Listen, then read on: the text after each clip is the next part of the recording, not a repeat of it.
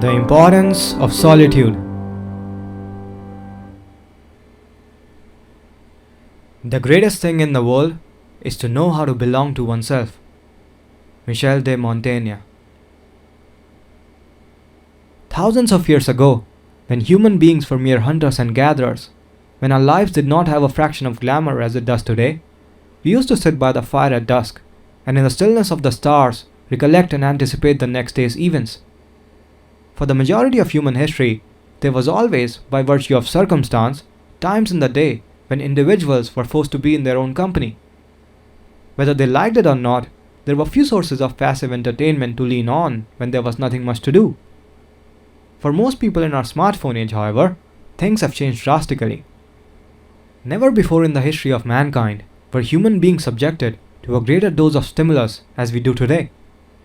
As advantageous as these technological changes have been, few people understand that we are among the first generations of human beings to go through such lifestyle changes, and we are still far from understanding the implications of living indulgently behind the screens.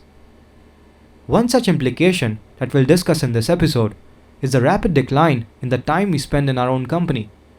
If solitude is a requisite for self-reflection and insight, what does it do to a culture which is always online? In this episode, we will discuss how solitude has become a rarity in our modern age and why learning to embrace our own company is fundamental to a healthy life.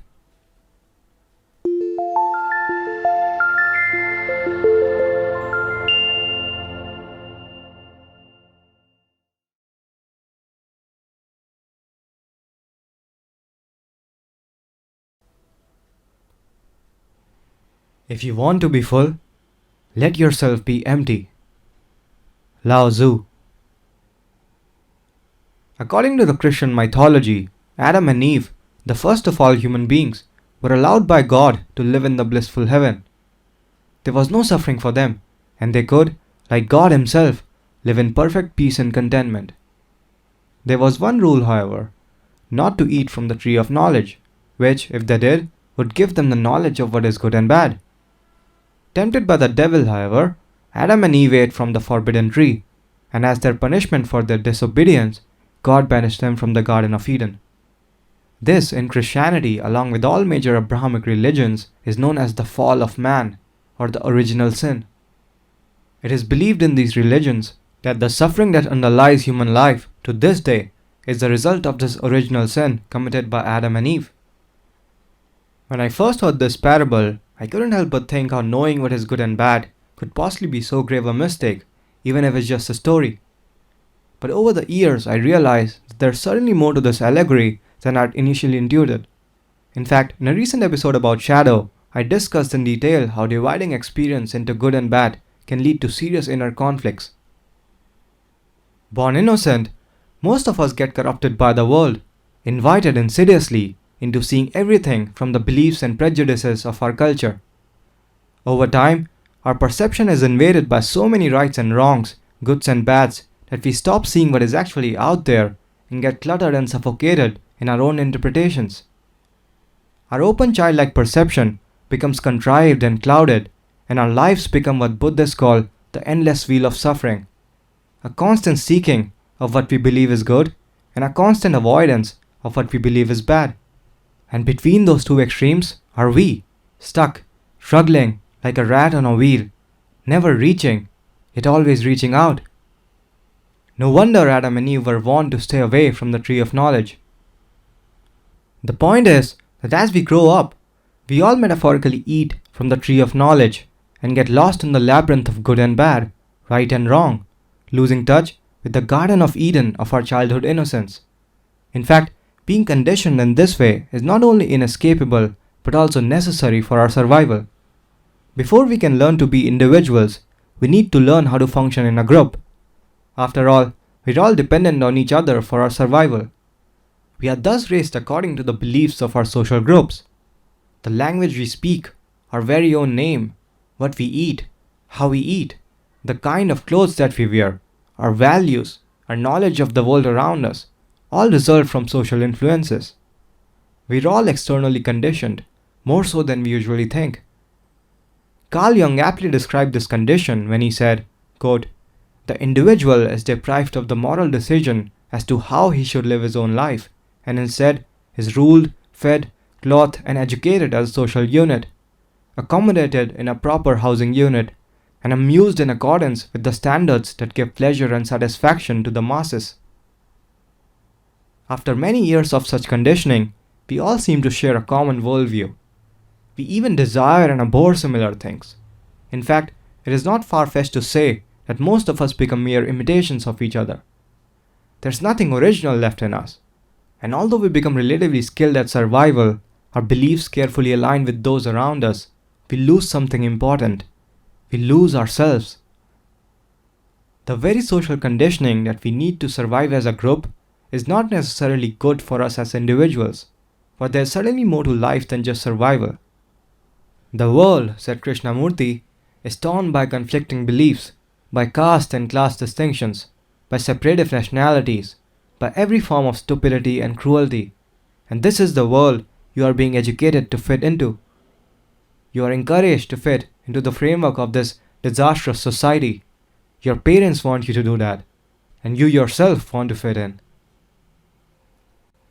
There is no doubt that this social conditioning, however substandard and shoddy, is nevertheless necessary.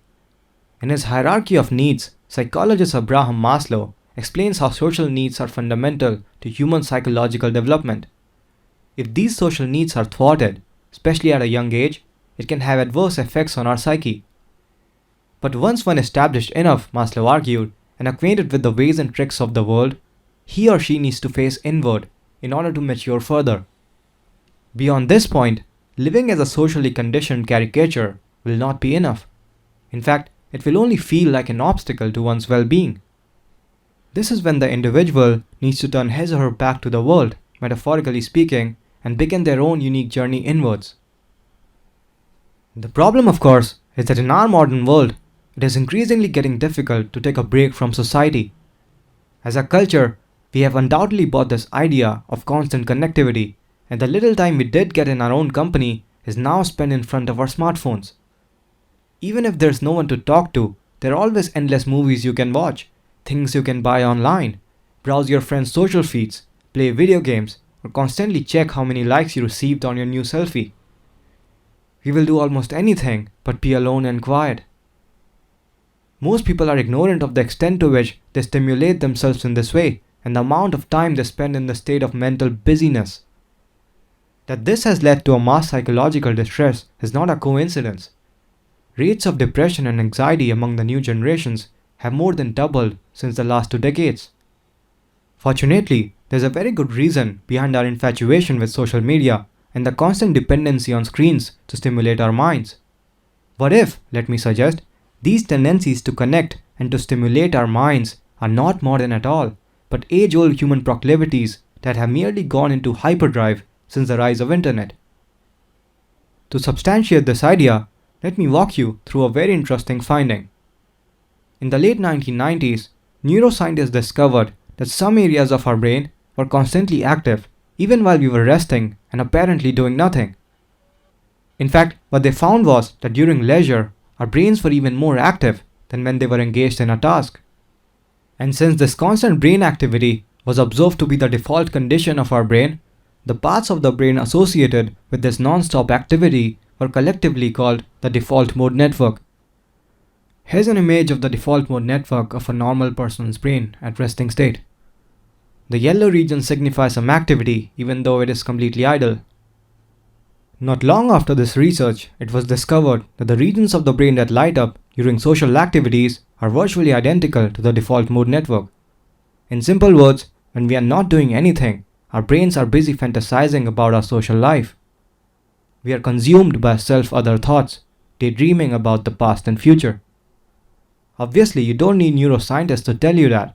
You can just pause this episode for a few minutes and notice for yourself how most of your private thoughts are just about you and your relationship to other people. For most people, there's nothing else going on in their minds. So much for mind reading. Now this is important because this research clearly reveals our mind's natural disposition towards social cognition. This increased activity of the brain in the times of leisure is also observed in newborns, signifying that it is not entirely based on cultural factors, but is ingrained in our very biology. This means that even prior to the internet, human minds were busy filling the idle moments with thoughts about other people and daydreaming about the past and the future.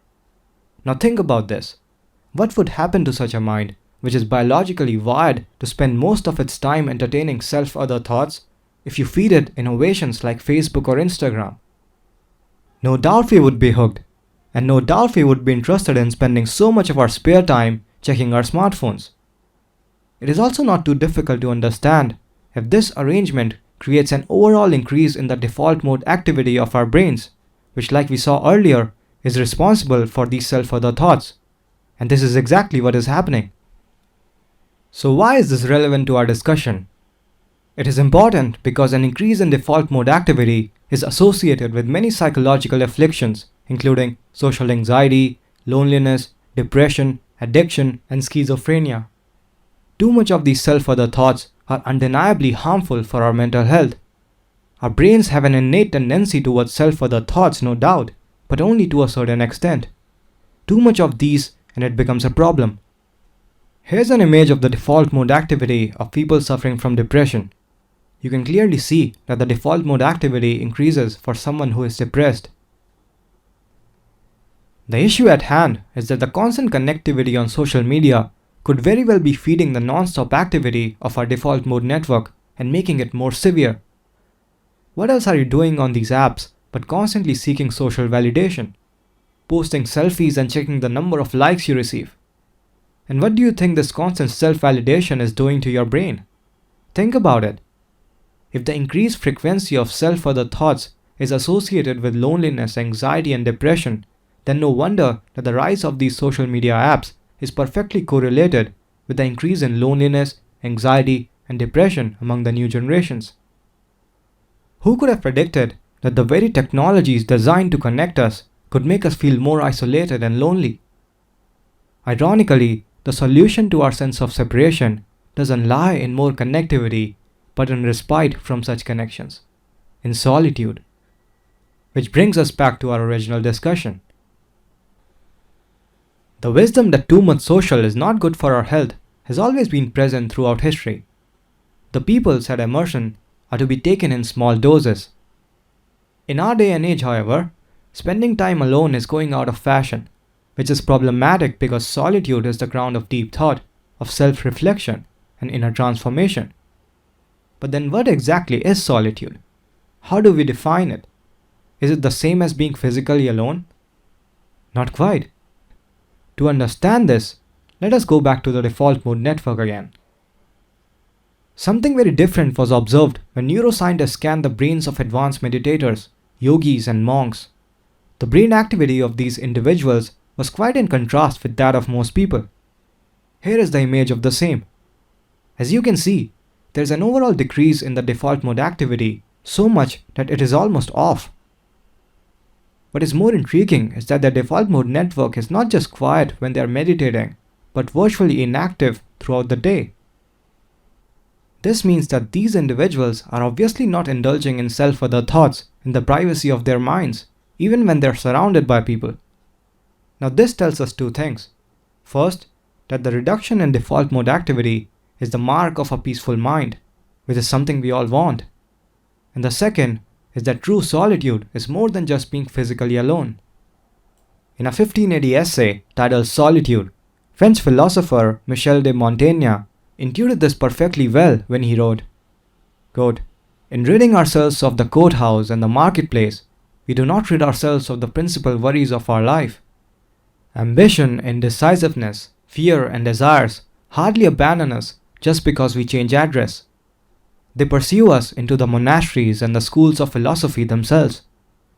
Neither deserts nor caves can extricate us from them. That is why it is not enough to remove oneself from people, not enough to go somewhere else. We have to remove ourselves from the habits of the populace that are within us. Retreat not from the crowd of humanity, but from the crowd of human affairs." Montaigne clearly understood that physical isolation in itself is not solitude. You could be daydreaming about your future lover all the while you're physically alone. In other words, true solitude has something to do with the reduction of your default mode activity.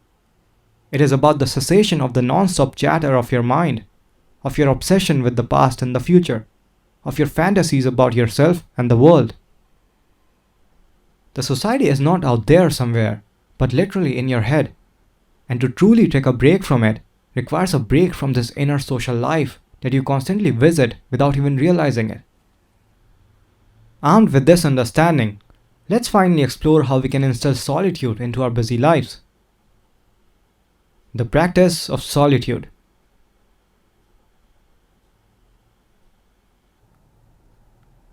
Like we have established already, solitude is more than just physical isolation, and it is associated with a reduction in default mode activity. Now, does that mean that it is possible to be in a state of solitude even among a crowd? Yes, but only after a sufficient amount of practice. Most of us have a very active default mode network, which initiates itself on its own even without any external stimulus. It is difficult for us to dissociate from society even while we are physically alone, let alone do that in the midst of a crowd. This is why we need to literally turn our back to the world and be in our own company from time to time. This involves complete isolation from anything that could possibly stimulate our mind. No smartphones, laptops, TVs, books, music, pets, and of course human beings. I recommend you don't even sit by the window side. If you're living with someone else, just lock yourself in a room from time to time with these conditions. Well, like we discussed earlier, complete isolation alone wouldn't do. Your mind will continuously fantasize about the world you just left behind. It is okay. Just notice that this is how your mind is. Notice what you are like when you're completely alone. See what kind of things you think about, what kind of people show up in your head. See that those people that you just left behind in the real world are so much alive in your head. Isn't that interesting?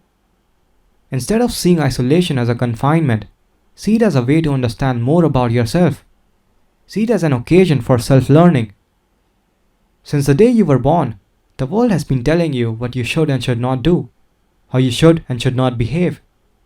You only know about yourself through the words and teachings of other people, never through direct experience of yourself. In solitude, you are doing exactly that. See for yourself what kind of person you are. Try this for at least an hour whenever you can afford. Most of us, unfortunately, don't even feel safe in our own company. The practice of solitude will help you with that. And since you are literally deprived of all external stimulus, your constant mental infatuation with what so-and-so said or did will also quiet down after a while, making you feel peaceful. The thing is that our default mode activity of constantly entertaining self-other thoughts naturally calms down when we look at it with curiosity. This is in fact the principle on which meditation is based. But I don't want you to turn solitude into a discipline. When you are completely alone, you will naturally become curious about yourself since there's nothing else to do.